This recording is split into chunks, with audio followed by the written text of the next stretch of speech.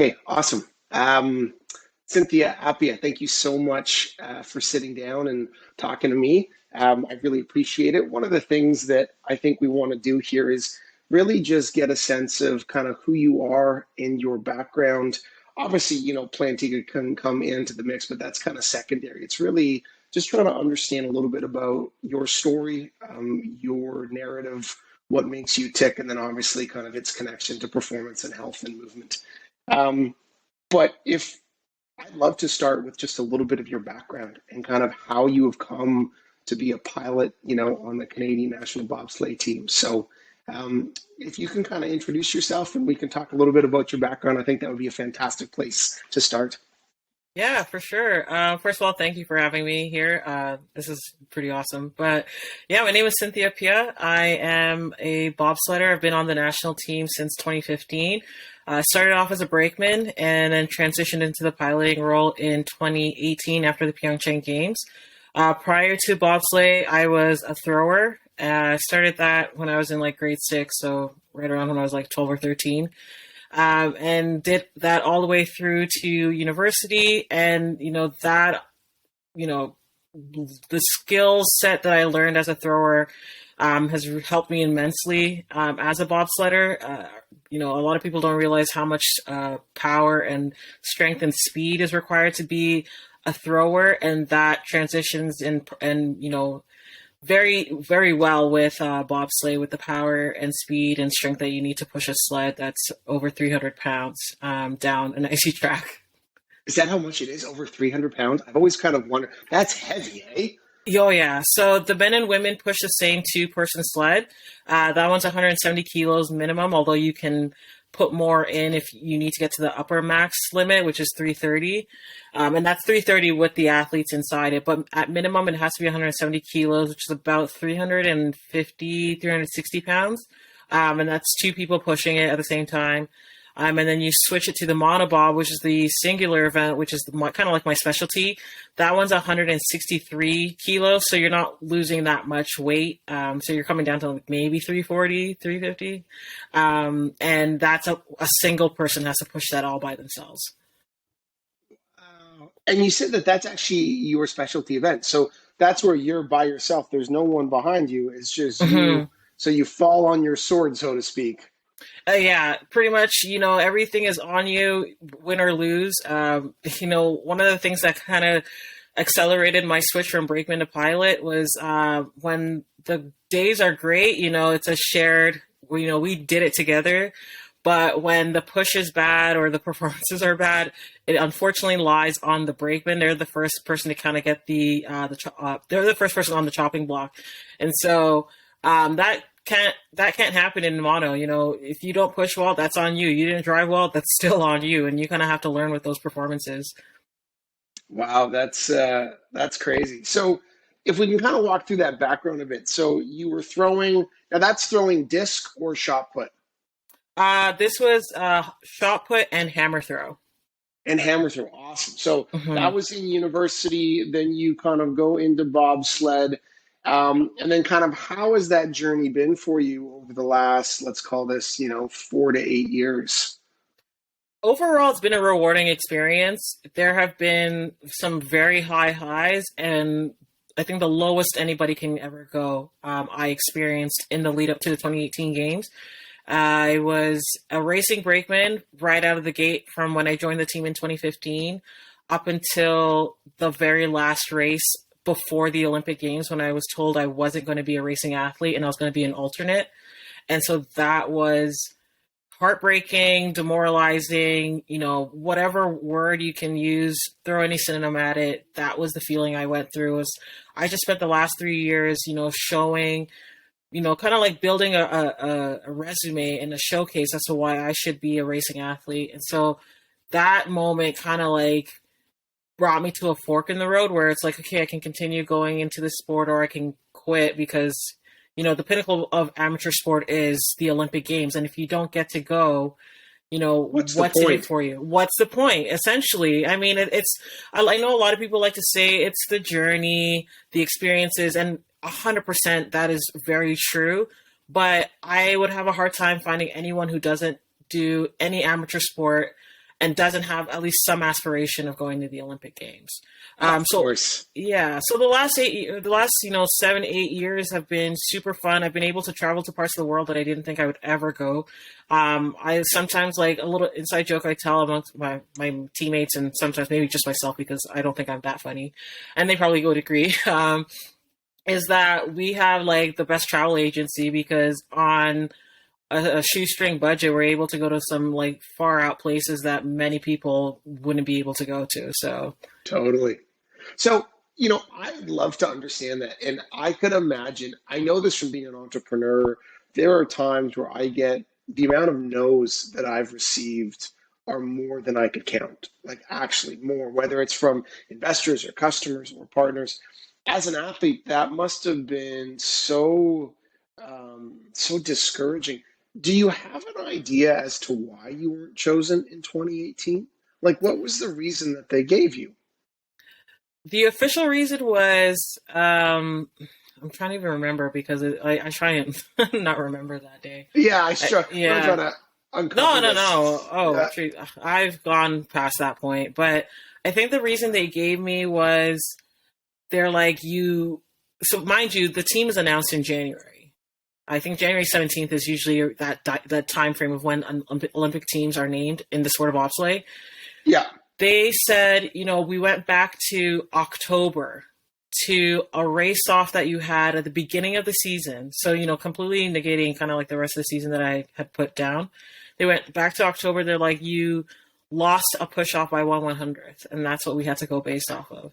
And I was like, that's a bit weird come to on, that's pick a, bullshit. Come on now. yeah, That it's doesn't like, even make sense. Like, come on now. No, no, like, no. yeah, like a data set from that far away. So you're talking about 4 or 5 months ago. You're picking one data set to basically decide my fate at the Olympic Games.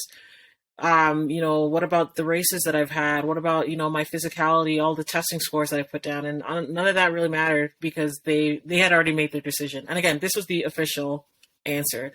Unofficially, and I might get in trouble for this if, officials are listening or admins are listening to this, I personally think that it was just another case of politics kind of rearing its ugly head. At that time, I didn't have the attention or the clout. That seems to be the cool word nowadays. The followers, The followers. whatever. Yeah. Yeah, I didn't have that, media buy-in, I guess. People, if you went down the street, and you can still do this now, and you're probably going to get the same answer. But if you went down the street in 2018 and said, hey, do you know who Cynthia Appiah is? You'd probably get a lot of confused looks on their faces. Whereas some of the other girls that kind of were brought in, they had name recognition. I was going up against athletes that had, a better resume, but, I and many people to this day will still say that, like, if you put this on paper and, stack this up on our stats, I should have been on the Olympic team. And, I'm not going to say who shouldn't have been on that Olympic team, but I know I should have. I know, some people have come out after the fact to be like, yeah, you know what, we made a mistake.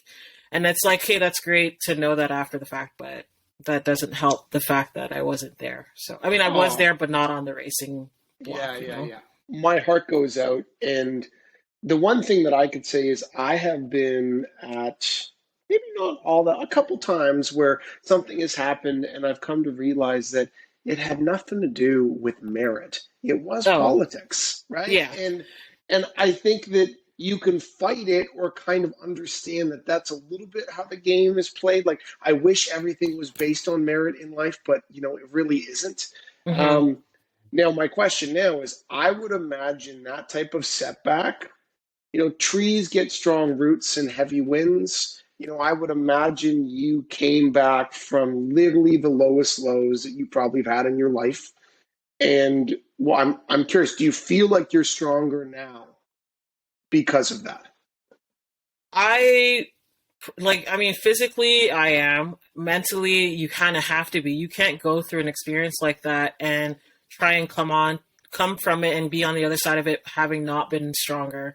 It kind of shows you the resolve that a person has. Like, I mean, it's It's hard to say because I don't want to make it sound like if someone were in my position and they had chosen the other route, which is to walk away, that made them weak in any stretch by any stretch of the imagination. Because I feel like any decision that you make, as long as you hold true to yourself and you know that's the right one, that's a strength, a decision based in strength. Totally. So I know for me that deep down I couldn't walk away from the sport as much as I wanted to because I hate that feeling of what if. What if I had stuck around? What if I had done this? What if I had done that? What could I have done better to avoid this scenario playing out again, 4 years down the line? So yeah, I mean, it was a shitty experience. It was a terrible, terrible experience. Like, I don't think there are many people out there who could go through what I went through and come out of it with a happy face because it's such a terrible thing to go through. Also the years you spend leading up to it. Like, and that's the thing which I think you're just being honest. You cannot say it's just for the sport. No, it goes parallel. It's the sport, what you're going towards, the goals you're trying to achieve, to say that you've been an Olympian, that you've competed at the Olympics. Like, I think you're just being honest, and anyone that says otherwise is not being honest with themselves. So I could imagine, well, you know what? Like, I think that what in the moment, crazy challenging, but what a story that you now have as well, where you've kind of overcome that, and then where you are today, and kind of your role. And you probably have more cachet now for the governing bodies that make those choices. But I can. But it's funny how what setbacks do for us, right? They Hmm. ultimately do make us stronger. Yeah. Um, but man, that must have been shitty, honestly. It was. And I remember in the moment where I was like, in the lead up to the team announcement, I was just trying everything I could because I had this narrative playing in my head. I'm like, I don't want to go into the next games with the story of she had to overcome and persevere. But it was like, once I came into the experience, and I was like, no, this is my narrative. I have to run with it because I want to show people that it's easy to just let these setbacks kind of like tear you apart. And I've seen people kind of get torn apart by the politics of sport. It changes people for the better in some aspects, and it changes people for the worse in many aspects, unfortunately. But once I got named as an alternate, and I went through all that, I was like, okay, I'm just gonna have to come back and show people up. Like, I've always been one to let my actions speak louder than words. I don't like rubbing things in people's faces by saying, "Hey, I'm better than you." I like showing it. It might sound more, um, you know, show offy, I guess, or some people might not take a liking to that kind of persona, but that's how I roll. Where I'm like, I let my results do the talking, and if if it leads somebody to either whether internally admit to themselves that they made a mistake in 2018 or they say it verbally, I'm okay with that because I know what I had to do to get to where I'm at right now, and I'm happy with that. Amen to that. I find personally, now this is my story as a CEO of a startup. Lots of people say no. They say no, and hey, like your company's not going to be anything. And then when we get to some success, you kind of do feel a little bit of fuck you, which is Hmm. kind of like it's a chip on your shoulder. But you're like, you know what, dude? I'm just going to show you that what I can do because for us. Revenue or users, like those things don't lie. For you, time doesn't lie. Like Hmm. the times that Exactly. you put up, the reps that you do, like that is, you can never take that away from you. So you don't need to say anything, just look at the results. So no, Exactly. I look at it the same way. So can I ask you just last point on this before we move on? So 4 years ago, you're an alternate, you come back, you're feeling discouraged beyond belief. How did you get to the point where you were like, I'm not going to quit. I actually am going to dig back in. Like what made that, like how did you get there? Hmm. And kind of how did you decide I'm going to dive back in? I'm not going to walk away right now. It took a lot of convincing. I think I spoke to like 6 or 7 different people, former athletes, current athletes, coaches, a lot of people who saw what happened and thought that, what happened was wrong. And, they were there to kind of support me through that weird time that I was going through. And like all of them said, you shouldn't quit. And a couple of them said, you should try your hand at driving because you're very good at pushing.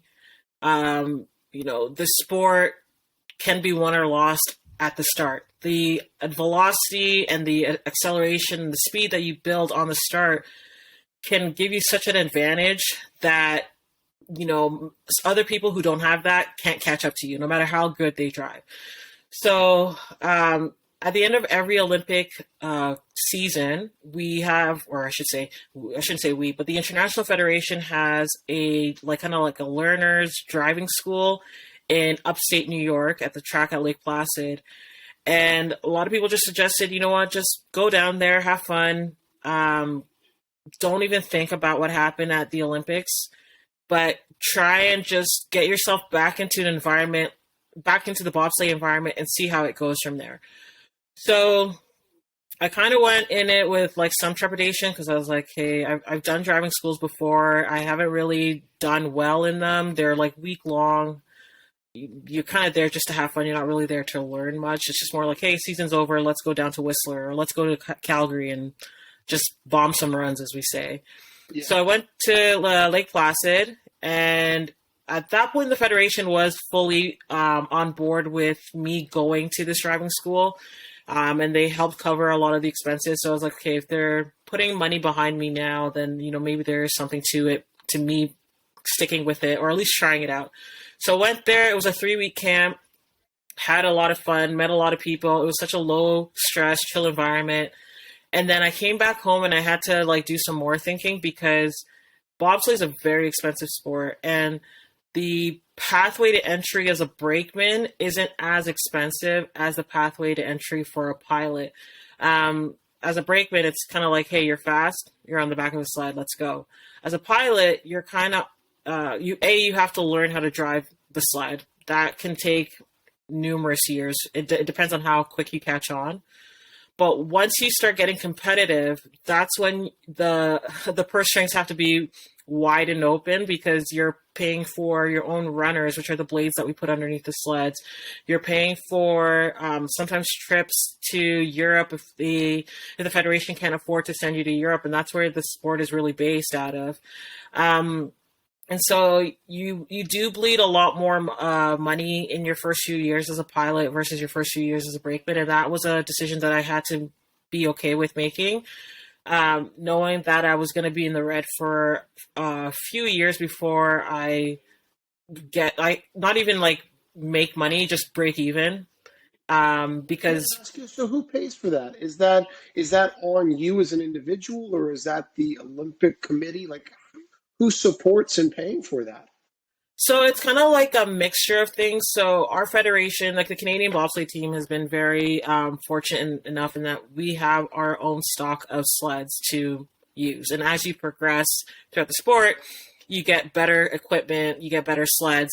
When you first start out, you get, a rinky-dink sled because it's like you're probably going to crash, you're probably going to mess it up, and we're not going to give you a $100,000 sled to let you learn on. It's like getting a 16-year-old who just got their learner's permit and putting them in a Lambo. Not going to happen. You're probably going to put them in a beater.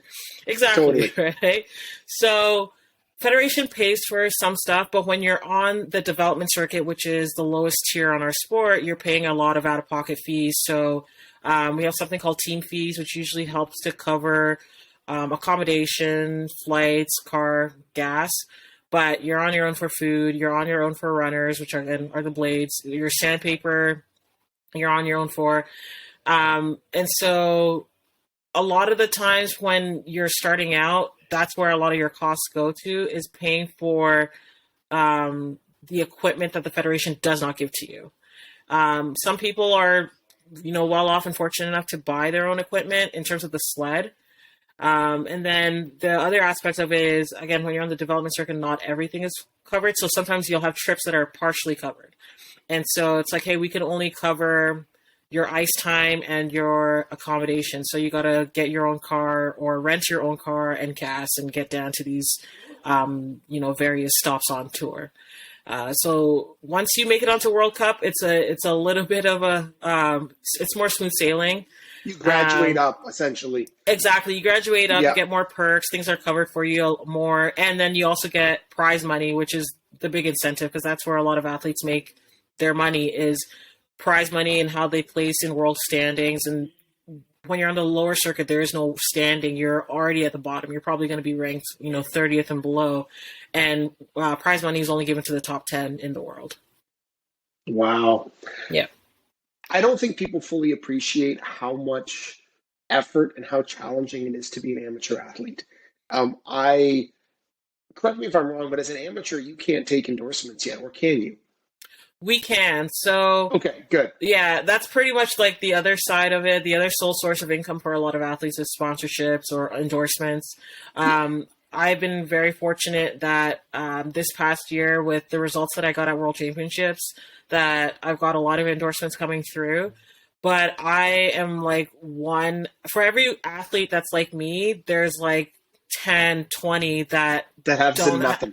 that have nothing, and they're going back to family, doing GoFundMe's to get whatever sources they need to fund their season. And you know it's hard to see your friends struggle. Like one of my great friends from Australia, she works a full-time job in what would be her winter or summer to be able to afford a season to come out onto the World Cup circuit or the European circuit.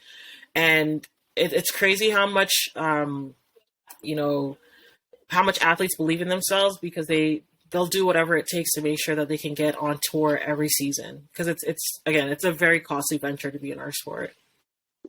I had no idea that you guys had to pay for your own blades. That kind of leads into a comment that I think of often in the athletes that we work in or work with is the mindset of an athlete, I think, is one of the most prized frameworks that we have in society because a lot of times athletes literally will prioritize getting after it and training and working to afford the training. And it's crazy the mindset of an athlete. I think it should be cherished and put on like a pedestal more. Like even the athletes that don't make the Olympics need to be applauded, and Yes. like just the effort to go through that is amazing. And we don't do that enough in society. We should be like there should be an awards for the people that don't get to the Olympics for how what they have to go through, you know? Yeah. It's crazy because that's something that we've been talking about a lot is just being an amateur athlete in and of itself. You're already a part of a very niche group of people in a world of like what, 7.5 billion people. Exactly. You are one of the most athletically, inclined people out there. And then to make it onto the Olympic, team for your respective nation. Like in the sport of bobsleigh, so women's bobsleigh, the quota is only 20 spots. So only 20 nations get to go to the Olympics on the women's side.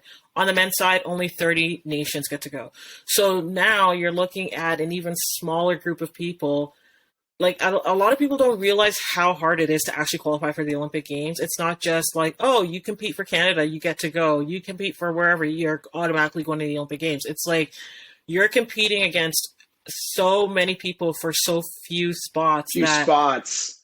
the number of people that get to call themselves Olympians is a very, very finite number. It's a small, small number.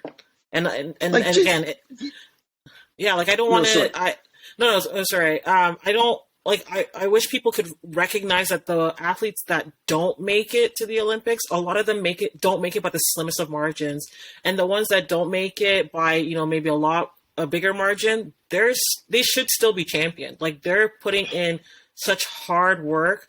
They're like sacrificing family time, friends, working a full-time job and then training right after. Like how many people work from a 9 to 5 job and then the first thing they're thinking is their couch at home?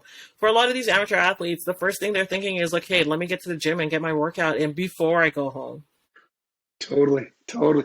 I think that topic needs to be discussed more. I think you're right. I don't think people know that. And, I think it puts it in perspective with what you just said. Like, they're literally, if you take 20 spots on the female side or 20 nations, how many spots per nation? What, there must be like 60 to 100 people in the world on the female side that even get to go. Like, again, there's 7.5 billion people. Actually, there's more females than males. So of the like 4 billion women on the planet, Hmm. about 100 of them get to go and represent in this sport. Like it's when you Yeah. look at those numbers, it's crazy.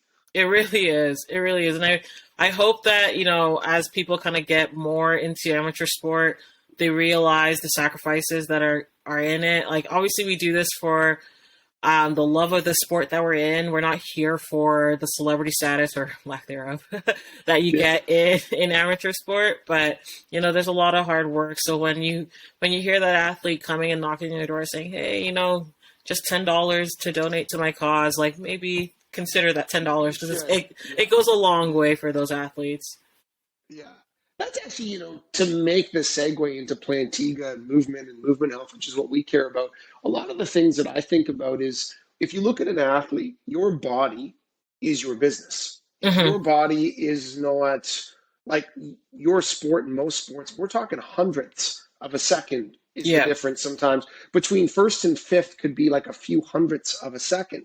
Yep. So in order to do that, body is everything. And again, I really don't think that people fully appreciate what these athletes go through in terms of injuries and managing their bodies and then the training and like always dealing with something. Like it's not spoken about. And because it's not spoken about often, I don't think people fully kind of appreciate kind of what that happens in your career. How have injuries been for you? Like, is that something that you've dealt with? Have you been relatively, fortunate in that sense? Like, how has that gone for you around your kind of physical health, and your training and performance? Yeah. I mean, I would say in the grand scheme of things, I've been very fortunate not to have any like, season-ending injuries or career-ending Knock on injuries. wood. Yeah, Knock on yeah, wood. yeah, But since 2018, my body has changed a lot. I have, Achilles tendinopathy is a recurring thing for me in the summer. For some reason, it just flares up and it doesn't want to let off until just before the season starts. I think this year was actually the worst of the four bouts that I've had to deal with Achilles tendinopathy. Usually it heals itself within 6 to 8 weeks. yeah. And this year I went, I think about 16 weeks before it finally settled down and I couldn't sprint. Um, Fortunately, I could still push in our ice house, which is kind of like the bread and butter of our off-season training. We have an indoor iced push facility. So I was fortunate to be able to do that, but a lot of the dynamic explosive stuff outside of pushing, I couldn't do plyometrics, sprinting. A lot of that stuff kind of had to be cut out of my training program, and we had to, come up with a new way to keep me fit. And especially in a pandemic where access to facilities can come and go at a moment's notice, if a closure happens or a lockdown happens, we were kind of it was a difficult summer to say the least. And then 2 seasons ago, I tweaked my right patellar tendon, and that threw me for a loop because that was like my first major injury in a very long time. I would say my first major injury actually in my athletic career. I was doing a power clean at one of our summer testing camps, and my knee just decided to, go one way, and my body was going. Yeah, Yeah, it buckled, yeah, and yeah. so. Yeah, for 8 weeks, again, couldn't sprint. I was stuck on bike sprints, couldn't lift, couldn't power clean, couldn't squat, couldn't do much. And that was, I panicked hard because I was like, I've never been able to, like, I didn't know how to, wade through those waters of going to training and being stuck on a bike while my teammates and my peers are sprinting and, giving max effort every day. And I just felt like, I don't want to say a failure, but I felt like I was missing a lot and I was going to have to I was going to have to catch up a lot Like once catch up. Yeah. play catch up once I got the go ahead to go back onto sprinting again. I think that that's another thing talking about stuff that's not spoken about enough is every time I've been injured, I kind of get depressed. And I don't mean Hmm. like clinical, I'm not trying to take away from people that actually have depression. I have bouts where I feel so down. I don't think Hmm. people talk about that enough, that when you're injured, you have to both battle the physical injury, like a patellar tendinopathy, but then there's the whole mental battle around feeling. Also, like, we know that if you don't sweat, you actually, like sweating affects our mood in a positive way. If you can't do those things, it becomes very mental. It's a mental game, and it's hard. Hmm. That must be another aspect of what you've had to deal with, like just going through those times Oh probably yeah. make you stronger for it. But like, I'd love to hear your thoughts on that. Yeah, I mean, like you said, our bodies are our business. And my first thought was, I'm going to miss out on the entire season because it was right in the middle of our off season and the next testing camp, which pretty much makes or breaks your spot on the team, was about 6 weeks away. And so I knew I could get a medical exemption, but it was one of those things where so, like, just to give you a little backstory on the women's team here in Canada, we only have 3 World Cup spots, and we're trying to qualify 3 spots to the Olympic Games. At that time, we had 6 women vying for those 3 spots. So I'm now injured, and I'm like, holy, did I just pull myself out of getting one of these 3 spots? And so you start to panic. You start to think, the Olympics are done now because if I don't make the team this year, it's going to be even harder to make it next year. And, for us, year 3 leading up into the Olympic season is such a crucial year because that's kind of like when they tinker with, okay, who do we want to put on the Olympic team? Usually that's when we get our first look on the Olympic track. So it's like the team that goes to the Olympic track in year 3, probably the team that's going to go to the Olympics. So I was just like, oh my God, I've just like sullied my chance at the Olympic Games in year 2 leading into year 3. So mentally I was just down in the dumps and it was hard to keep myself motivated because by week 2 of being on bike sprints, you get sick and tired of doing the same workout over and over again. And again, like seeing my teammates, seeing my colleagues just getting faster and stronger, and I felt like I was getting weaker. The motivation definitely plummeted, and I don't know how I got out from it, but it's one of those things that again it kind of tests your resolve. Like, how much do you want this? How much are you willing to fight for it? How much are you willing to work for it? And I also had to make peace with the fact that I was injured and I couldn't rush it because rushing it was just going to make it worse. And when I healed, I would heal at the time when it was ready. And thankfully that, it was a weird thing because even though I was injured, I actually, once I got the go ahead to go back to training again, I actually PB'd at our next testing camp, which was, it throws you for a loop, right? Like you think, okay, I've been out for 8 weeks now. What can I actually really do? And I don't know if there's like something subconsciously that just tells you, hey, you can do this. You haven't really lost much in terms of your physicality.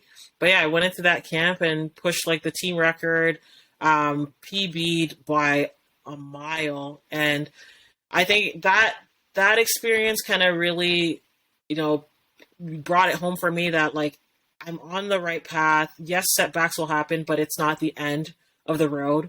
It's just a little hurdle that you got to get over. It's a chapter. It's a chapter in your Exactly. book. It doesn't mean Exactly. it ends the book. It's just Hmm. it. Like, the more that we work with athletes, the more I realize it. It's kind of a continuum. You're like training, you're performing. There's even a setback, like you just have like a tight hamstring and it kind of comes up and then it might go down, but then it comes back up again and then it goes down. Hmm. And you're kind of managing your body like a stock ticker. Like you're trying to like recover properly, and it's this Hmm. fine balance. But yeah, crazy again. Like, that almost sounds, to go back to the beginning of the chat, that almost sounds not on par, but it's like not being chosen to be the starter for the Olympics. It's Hmm. different, but it's just a setback, and it's probably Yeah. mentally very challenging. So really cool to hear you kind of think through that and kind of and then to have your PB at the end of that too. Just, it's not ironic, but it's just, yeah, it's funny. Yeah. It's I would it's a imagine weird you're, yeah, thing. yeah. Um, when it comes to kind of your body and how you treat your own movement health, I like to ask often, like, what does movement mean to you? Oh, that's a good question. For me, movement is, functionality. I've always been a huge proponent of self care and making sure that everything that I do is with purpose because I never want to get be caught slacking and then that leads to another injury. So I've always made sure that with movement, everything is purposeful. Everything that I do has intention behind it, and that everything, yeah, like I said, functionality. Everything's functioning from head to toe in the right order. There's no misstep or any disconnect anywhere because one thing will lead to another, and before you know it, you're back on the sidelines again. Yeah, totally. Right. It's always, and I guess that kind of plays in. So obviously, as one of our brand ambassadors, we're super proud and stoked to have you on board. We obviously spend a lot of our effort and energy around keeping people just like you in the game. And, we care a lot about that. Historically, how have you looked at data? Because obviously, with the career that you've had, the camps that you've gone to, the CSI Calgary with, Matt Jordan and in the strength lab and getting testing, like where do you put in the kind of objective measurement data side in terms of how you look at it? Some athletes actually try not to, like they'll let the practitioner look at it. Like, how's your perspective on that? I kind of fall towards that option. Like I know myself, and if I get too entrenched in the data, I just get too consumed with it, Oh, and you I'm get obsessed with start it. exactly. I overanalyze, and what does that mean? What does that mean? Like, Totally. why is it trending this way when it should be trending this way? So I prefer when I don't see all the data points. Routine check-ins, monthly check-ins, weekly check-ins. That's totally fine. But I've always kind of played it by I trust the people behind, the people on my team. I trust them to, have my best interests in mind, and I know they've got me covered, so I don't have to necessarily look at the data points. 100%. No, I think that, and because we study the data every day, like you realize that it's so individual. Hmm. Some person's right versus left asymmetry might appear high, but that's normal to them. So it's Hmm. really hard. And I could imagine, and I've seen this with other athletes, like you don't want to look at something and be like, hey, like this seems like this is high. Like, is that normal? When that actually could be normal for you. And that Yeah. doesn't mean that it's bad, but yeah, I could imagine that as you go through, especially a season, Hmm. one doesn't want to get too into it, because it could kind of throw you off and start playing with the games. Um, Yeah. yeah, isn't that interesting?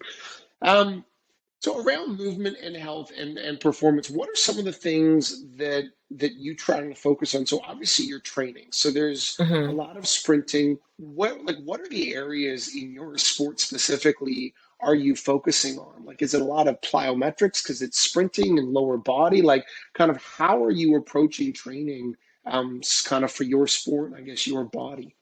Yeah, for me, a lot of Olympic lifting is crucial to our training. Like, obviously, sprinting is a no brainer, but we do a lot of power cleans, snatch, a lot of dynamic squats. Every once in a while, we'll throw in some heavy squats, but it tends to have more detrimental effects than if we were to be more dynamic with our lifts. So, a lot of lower body exercises. For me, I'm on the heavier side of our sport, so I don't do as much upper body as I would like, especially coming from throwing, where a lot of upper body workouts were part of our everyday routine. I've since Is had that to, because they don't unfortunately, want you to gain muscle up here? yeah, and that's the Gotcha, thing. gotcha. It's yeah. I mean, I would love to. I mean, I love benching and everything, but because of the weight limit in our sport, we've had to kind of forego the upper body so I don't gain muscle mass up there. Yeah. And then a lot of sled pulls like that seem like my coach back in Calgary. That's his, I guess you can say bread and butter. Part of his training regimen is a lot of sled pulls. He believes in the science behind that and in getting faster through that method. And I mean, his data doesn't lie. I mean, I've seen the athletes that tend to pull the sleds faster tend to push faster in the ice house as well, and then also at the Yeah, top of the hill tend to push the fastest as well. that's awesome. Very cool. Okay, I got a couple more questions, and then we're actually going to play some trivia at the end. Oh yeah, no worries. Um, why? This is going to be deep, but I think it's really important. I kind of want to know why you are in sport. Like, why do you do it? I don't know. I was just the kid that loved playing sport when I was in elementary school, and it was one of those things where I just kept doing it. I mean, as I got older and my friends started dropping out, I know like the dropout rate amongst girls is super high, and a lot of the reasons why is because their friends aren't doing it, so they don't want to do it anymore. And I don't know if I was just that weird kid who didn't care if their friends were in it or not. I just did it for myself. Um, yeah, I enjoyed sport. I enjoyed seeing how far I could push my body to what the limits of what I could do were, and especially with throwing, where I kind of got a lot of positive feedback and reinforcement for being that strong girl. Um, I was like, okay, well, I'm gonna do shot put. Let me see how far I can throw this ball, this heavy ball, you know. And as I continued in Competitive. sport, yeah, it was weird because I didn't see it as competitive. I just saw it as like, well, I want to see how far I can throw this. That's really it. Um, but as I got into high school and that kind of opened up a scholarship to go to university to continue throwing, um, yeah, for me, it was just like something to do that wasn't school related. And I love school. Like I was a very good student. I got very good grades, but sport for me was just like that outlet that I needed. That if I wasn't going to be at school, I didn't want to be at home just sitting in front of the TV all day. I'd rather be doing something else. And so sport was kind of that outlet. Do you think in high school you knew that you were going to be a professional athlete? No. No. Actually, it's funny. When I was in high school, I had no aspirations of going to these Summer Olympics for track and field. I was just like, I'm having fun. Let's see where this goes. It wasn't until I got to university where I kind of tinkered with the idea of the Summer Olympics, and I went to one Olympics trials, actually in Calgary. I performed terribly. I don't know what it was, but when it came to big meets, I crumbled hard.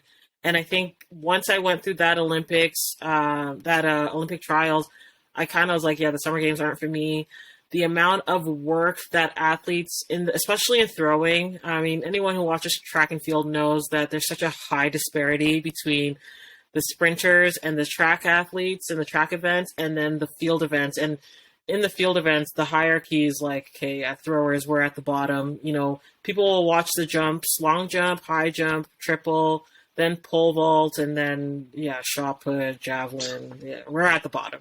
So I kind of Yeah. was like, yeah, I don't know if I want to spend all this money toiling away to maybe go to the Olympics and then finish like what 22nd in the world. Not to like again, nothing. I'm not here to Nothing disrespect taken away from anybody. that. Yeah, Yeah. not taking away from any athlete that's gone to that, but for me, I was just like, if I'm going to go to the Olympics, I want to go to win or try and medal. And so bobsleigh, I don't know what it is, but that switch in my mind came once I heard about bobsleigh and I was like, hey, this is something I could do, and I fully believed in myself that I could go to the Olympics in bobsleigh and also medal. It wasn't just I'm going there to like represent my country and have fun and then have the three letters beside my name, OLY, great. I legitimately thought that I could do something in bobsleigh, and that wasn't something that ever presented itself in track and field. Wow. So cool. Last question, which I think is a big one. This could have been a first question too, is, obviously you are a black athlete as a female in a predominantly white sport. Hmm. That has to have been just an interesting journey to navigate, to understand. Do you think that that's been a negative, a positive? Like, how's your take on that in general? It's definitely a weird environment to wade through. I mean, when I first joined the sport, I was kind of like everything was super, new, and I was super green, and I was like taking it all in. And I can say that I've been fortunate enough in that I haven't dealt with any overt racism or, heard any overt racist comments to myself. Yep. However, that can't be said for everyone else because where there's smoke, there's fire. And I unfortunately have had this conversation with my Black teammates and my fellow Black competitors from other nations who tell me, what they've experienced and what they've gone through. And it's unfortunate that we're in this modern era. I don't want to say it's 2021 because then next year is 2022. And then, I don't want to be saying, oh, it's this year. I can't believe things are still going the way they are. But I feel like in this modern era, it's still disappointing to know that people still hold on to these weird, archaic beliefs and thoughts. One of the pilots on the American team, her name was Alana Myers-Taylor, and she wrote an article last year for, I believe it was NBC Sports, where she detailed the racism she's dealt with in this sport. Some of it overt, some of it covert.